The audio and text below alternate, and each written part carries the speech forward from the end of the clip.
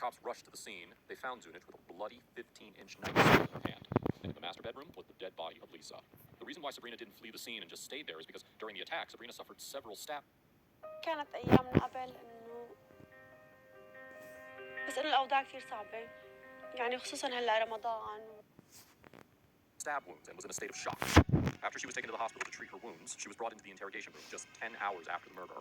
Sabrina was 17 at the time, so she should have had a parent or guardian present during the interrogation. But according to the Ohio Revised Code, section 2152.2, a 17-year-old can be tried as an adult if it's a serious offense, such as aggravated murder, which was the case here. Sorry, please. You remember me, right? I'm Jim Vitale. I'm a policeman. This is Detective Parmer, Detective Broadwater. They work with me. Hi. Well, we're at Stun Hospital. I asked them to come with me because we all kind of been working a little bit. Probably wondering what happened, and we're wondering what happened here. We have some routine paperwork we have to go over real quick. Partner's gonna explain that to you. Sure. Before we ask you any questions, okay, we gotta give you some rights, okay? And what I'm gonna do is when we give you these rights, I was gonna ask you the initials next to these rights, okay? It'll be fine. You're gonna be all that. Even if you kind of hold it like this and kind of do it like that, okay? Just so you know, you are being suspected of being involved in a homicide. So. Read anything to drink? Yes. What would you like? Water? Water or kind of a soft drink or what? I'm sorry. Water would be fine. Water's okay? Okay. So what do you recall? Yesterday? Getting done with my homework? Getting, I don't know, and that's it. I'm going to bed. And we're at home? Anything unusual happened? I don't know. Everything went fine according to what I knew of. And what happened? Starting from? Starting from when you got home from school yesterday. No. Notice her posture and immediate reaction to the door slamming sound. This is because she's still in a state of shock and is on medications. Even though she consented to answering questions, there is a possibility that the detectives might not get any. I got home. I went to do my homework. Then we had hamburger helper. And then I went back to doing my homework. Stayed doing my homework. Till like 1. I went upstairs. No, it was like 12. Went upstairs to try to go to sleep. I couldn't go to sleep, so I went to go to Smithville. Ibuprofen. Because my head hurts and my headaches. I don't really feel like it. And after that, Where did you take ibuprofen from? and I sang Kevin's bathroom. That's Where? where it's held. Kevin and Lisa's bedroom. That's where it's held. Kevin and Lisa's bedroom? Okay. Where's it at? Is it actually in the medicine cabinet? Okay. Is it on the first shelf, the second shelf, the third shelf? Do you recall? I believe that there's only 2 shelves. Okay. It's on the bottom. On the bottom shelf? So you went in her bed? Is there a bathroom in her bedroom? Sleeping. Was Lisa still awake? I don't know. I just remember going in there, having the bottle, starting to shake it to get the meds, and then gone from there. Thank you. Okay. Do you remember what the bottle said? Ibuprofen. Ibuprofen? Wait, there was orange. Are you allowed in the bathroom? Only, to get Advil or something like that. I call it Advil. I'm told Right. Ibuprofen. Other than that, no. Not unless they're there or, we're told to. So what did Lisa say to you then, when she saw you in there? I don't know. I don't know if You Lisa didn't hear us? No. I don't remember anything at that point on. What do you remember? Everything except, Were you taking any illegal narcotics yesterday? don't do drugs. You don't do drugs? When was the last time you did drugs? 3.5 years ago. 3.5 years ago? Okay. You have not had any illegal drugs since? Okay. You were at home all night yesterday? Okay. After you ate dinner, did you get an opportunity to say goodbye to Kevin? I was at the computer desk. You were at the computer desk? No, I went to the living room also because I was pretty much slip. I mean, I was in the living room, I was in the kitchen, and I was in the office. Excuse me. I mean, I believe so. Yeah, he just said bye. He always says bye to everybody. Okay. And we either say bye, Shabbat, like kisses him. Well, Okay. Did an argument or anything with Lisa last night? No. No? everything was fine. From what Fine. I know. Okay. Have you had these type of issues in the past where you just don't remember things? I'm not positive. I mean, I know I was at group homes. When I was in a fight with other people, I blacked out. I don't remember it. Have you ever been checked? Snatches? Medically? Yeah. Yeah, I go to snatches. Okay. And you take, Vyvanse and Lumosity. okay. What are those meds for? Vyvanse is for ADHD. And Lumosity is for stabilizer / anxiety. So that stabilizes your moods? Okay. According to a later interview, Zunich revealed that she was diagnosed with ADHD when she was 4 and also suffered from oppositional defiant disorder, anxiety, depression, and bipolar disorder. Now, while most of these do contribute to memory loss, it is still not enough to justify that Zunich doesn't remember what happened last night. What do you think you have in your hands? I don't know. I'm just saying that everything's starts with homicide. Well, we're investigating it. Do you remember blood being all over you? No, but I can see it all over my legs. There's blood all over your face, there's blood all over your body. That's why you're not in your clothes. Do you remember your clothes? I'm pretty sure you do. Yeah. And then, Remember what you were doing prior to getting to the ambulance? no, In Lisa's room? getting meds. For my headache. And if I don't get it, Was Haley there? Getting meds? Was Haley in her room with Lisa sleeping? No. She was not? it is over on the other side of the house. Do you know what time Haley went to bed? I don't. She's usually up and down. I think around 11. Okay. She usually is passed out by 11. Were you still working on your project? Are you working on a laptop or something there? That project for school? British literature. For what? British literature. What about Megan? She's always in bed. Okay. But I'm making upstairs. All right, so she was upstairs sleeping? Yeah, we're both upstairs in our rooms. We have separate rooms. Okay. So what happened after she went to bed? Is Lisa still awake, or is Lisa sleeping at this time while you're finishing your project? When after Haley goes to bed and after Megan goes to bed? I don't know. I have my earphones on the whole time. I don't know if she's What are you listening to? music. Yeah. On what? Well, that's all going to British literature. At this point, it's evident that she's faking loss of memory because she remembers everything about everyone else, but when it comes to her own mess, she's blank. Perhaps a more sinister reason for this is that she's trying to appear insane. When criminals have to fake insanity, they introduce memory loss as a way to avoid discussing certain topics. In this case, anything that happened last night is worth forgetting for Zunich. The officers still need an opening, hence they pick to discuss the one family member Zunich is closest to, her foster father, Kevin. How do you get along with Kevin? Kevin's a miracle. I mean, he's more the one that helps me out. Because this is Megan to deal with. Megan has mental instabilities herself. Okay. And so we made agreements a long time ago that if I need anything, that I can go to Kevin. And if it was major that she needed to be involved in, then he would ask, but not to be concerned about small things. Because it's already stressing her out. It's a good job and Haley. How about with Lisa? How do you deal with her? Me and Lisa have never been the best. I mean, I've never tried to hurt her. Never had any thoughts of hurting her. Yeah, it's been emotional and mental abuse from her to me. She put her hands on me, not fighting, but restraining me so I wouldn't give an eye thought to her. And I don't know. She never seemed to like me, and she's been wanting me out of the house. Kevin was the only person Sabrina claimed she could go to when she had trouble, especially at the time when Lisa was giving preferential treatment to her daughters. So now they decide to bring up the elephant in the room as a way to jog her memory. What's your thoughts on how Lisa is not alive now? What? What are your thoughts on that she is not alive? I maybe you didn't understand it. That's what we're talking to you about. She was me. She's dead.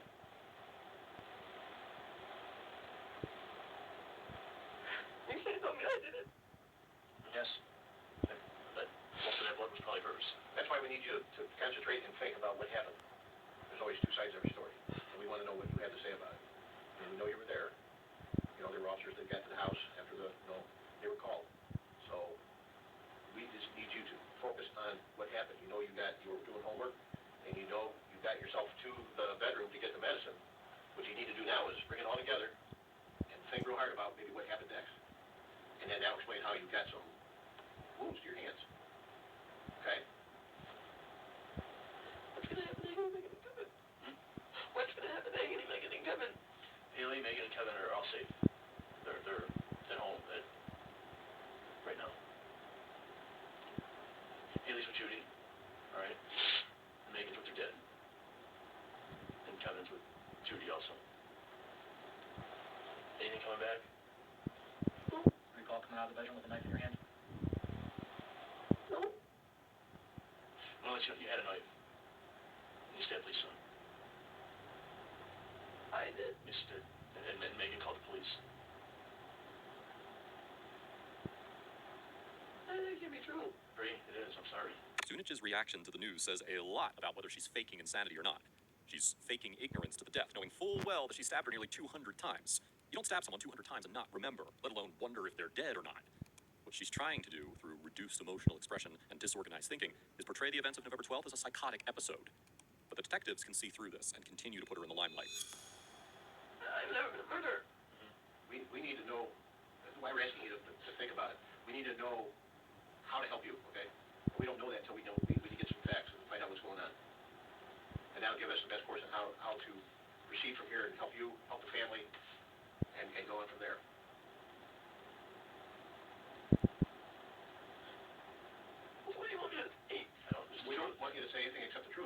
want you to think about it, because something happened by the time you were getting your meds in the bathroom there for your headache, and then one of our police officers arriving. So something happened in between that time, and we're just trying to get to the truth of that and find out what happened. I don't know.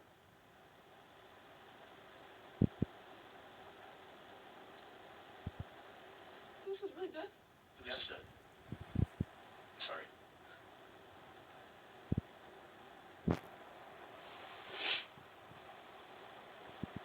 I don't believe this. That's why we're here, trying to put it all together. I just, Trying to figure out what happened, okay? We know that you and Lisa had a struggle with a knife. Lisa was stabbed multiple times. I didn't want all this, please. Oh, yeah, sure.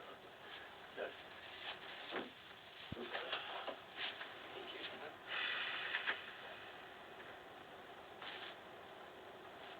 Nobody else is hurt. Nobody else was hurt. Thank goodness.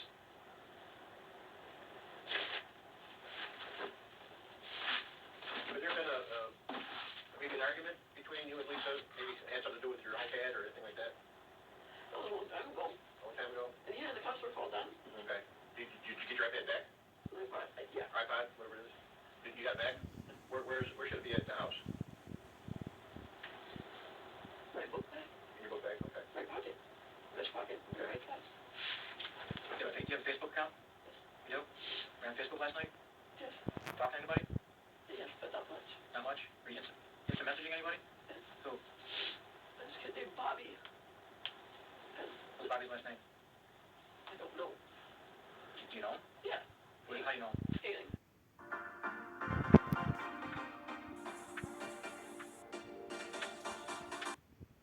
Skating? United States. Go to school with him? No. No? How old is he? 50 or 60. Okay, so a little younger than you? Yeah. Okay. I'm usually just helping him. He has mental disability. Things to suicide. The detectives pick pieces of what happened last night and place them right in front of her. But to all those points, she just says, I don't know. The detective again shifts gears and asks about the iPad and her friend, which she remembers just fine. There has to be a way to end her drama, or an underlying reason why she's keeping up with this charade. The detectives now remind her of her foster sister, who was an eyewitness to the entire massacre. But even that's not worth anything to Zunich. You ever punched any holes in your wall? No? You ever slammed your door open where the door handle? Those were both there from Megan. Before I got there. Okay. She has huge major issues with anger. Okay. She pulled up on me multiple times and hit me, and then claimed that I tried to stab her with a butter knife. And you can ask Laura, which is Lisa's sister, and Kevin. We were all there when they went to training. She made a big deal out of nothing. Because she got mad about Laura not wanting her waffles, and I was buttering mine. She goes to hit me on my arm, and I go to restrain her hands because she wasn't going to hit me more. I had butter knife in my hand, and I didn't have time to put it down. It was space on the floor. She's trying to struggle to get her hands away from mine. By the time I had it, the knife is in between our two hands. And they claimed that I tried to kill her.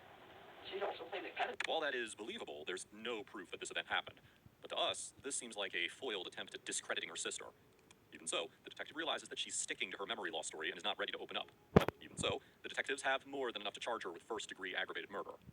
But as Zunich went through this painstaking process towards prison, not many focused on the man with the alibi, her foster father, Kevin.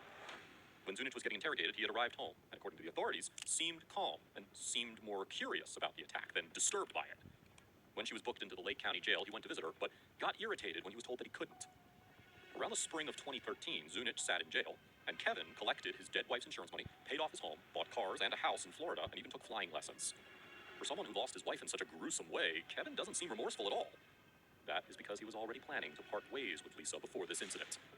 At this point, the detectives tried to make a connection with Kevin and the killing, so they brought him in to ask questions. Considering that Kevin walked in with his lawyer, they told him that they'd ask about his wife's work. Kevin, do you know anything that was happening at the house the night before you left for work that night?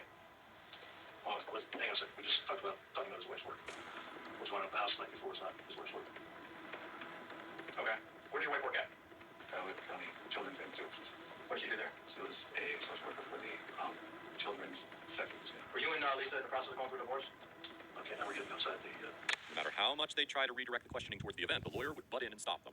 But even in the basic line of questioning, the detectives noticed that he kept looking down and didn't make eye contact. It was almost impossible to get him to crack at this point, but nearly 6 months after the murder, there came a breakthrough. Zunich agreed to talk to a prosecutor through a process called a proffer. In simple terms, Zunich is willing to confess the intent of the murder to a prosecutor and be 100% honest. This is the first step taken before entering a plea agreement. And while we don't have the complete proffer discussion, we have more than enough to understand the shocking truth. It was Kevin Knafel, my foster father. It was Kevin's idea, and it was talked about after we were having sexual relations, and him and Lisa were having problems in marriage. He wanted to get a divorce, but Haley, which is a 3-year-old daughter of his and her, was in the picture, and he wanted full custody. She would get custody, or it would be shared, and he didn't want that happening. So the alternative was for this to happen. When was it, after you started to live there on a daily basis, that your relationship with Kevin changed? When did the sexual nature start to change? It all started not with sex, but with massages, because he was a truck driver and his legs would cramp, so it was inner thigh. Then it progressively got into sex. Does he ever tell you, hey, you can't tell anybody about this? All the time. Did he say what would happen if you told Then him? you'd be taken out of my care and I could lose my foster parent license. What did you say in response to that? I would never do that. Okay. Tell on him. Kevin was the mastermind behind this. He convinced her that after the killing, she'd only do 2 to 3 years, and during those years, Kevin would visit and keep tabs on her. But after his absence of 6 months, she decided to break the silence and reveal what a monstrous foster father he was. And it wasn't just her word against him. Turns out there were more than 1,500 messages exchanged between the two, most of which were awfully sexual in nature. On June 11th, 2014, Kevin Knafel was found guilty on all 11 counts. 6 counts of sexual battery, 3 counts of complicity to commit aggravated murder, and 2 counts of conspiracy to commit aggravated murder.